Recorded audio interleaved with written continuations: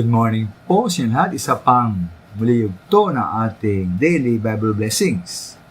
Pamagat po ng ating araling ngayong umaga ay huwag nang ipagpaliban. Huwag nang ipagpaliban. May mga Kristyano mga minamahal na may kasama ko roon na parang sa panlabas ay mabuti, matuwid at hindi naman immoral. Ngunit marami parang mga kasalanang nagagawa. Oo, hindi sila naglalasing, hindi sila nagsusugal, hindi niligarilyo, wala silang bisyo. Ngunit po may malimit pa rin kasalanan silang nagagawa. Ito po yon. Hindi nila ginagawa ang kanilang mga tungkulin, ang mga dapat nilang gawin. Pulpunit na maganda pong sabi ng Kawikaan 3:27, sabi roon, huwag mo ikait ang mabuti sa kinuukulan. Pagka nasa kapangyarihan ng iyong kamay na ito'y gawin. Pasibang salin, ang kagandahang loob ay huwag ipagkait sa kapwa. Ikaw ay may kakayahan na ito ay magawa. Ito para sa akin mga minamahal isang utos na hindi lamang maging mabuti, kundi maging makatarungan din sa ating kapwa.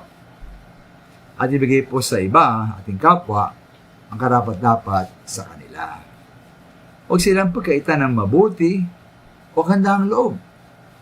Ibigay ang ating suporta at pag-ibig sa ating mga kapamilya at mahal sa buhay. Tayo magbigay po ng tulong at pagmamalasakit sa mga mahirap at nangangailangan.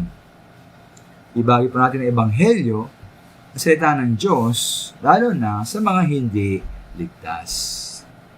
At ang bagay po ng mga minamahal, alin dapat gawin agad-agad sa tamang oras, at lalo na habang may panahon pa. Kung na yung minamahal, sabi sa verse 28, na kung meron tayo ngayon na kailangan ng iba, ibigay na ngayon. Hindi ibigay na. At huwag sabihin, bukas na lang. Ito po ng mga gawang mga minamahal sa Deuteronomy chapter 24, 14-15, sabi roon, ibigay ang kaukulang bayad bago lumubog ang araw. Kundi kapag siya ay dumaing sa Diyos, tayo managot sa Kanya. Meron ba tayong tungkulin na dapat ganapin para sa iba? O kabutihang dapat gawin para sa kanila? Na minamahal, ating ganapin na. Gawin na natin. Hindi bukas, hindi mamaya, kundi ngayon na. Maraming salamat po.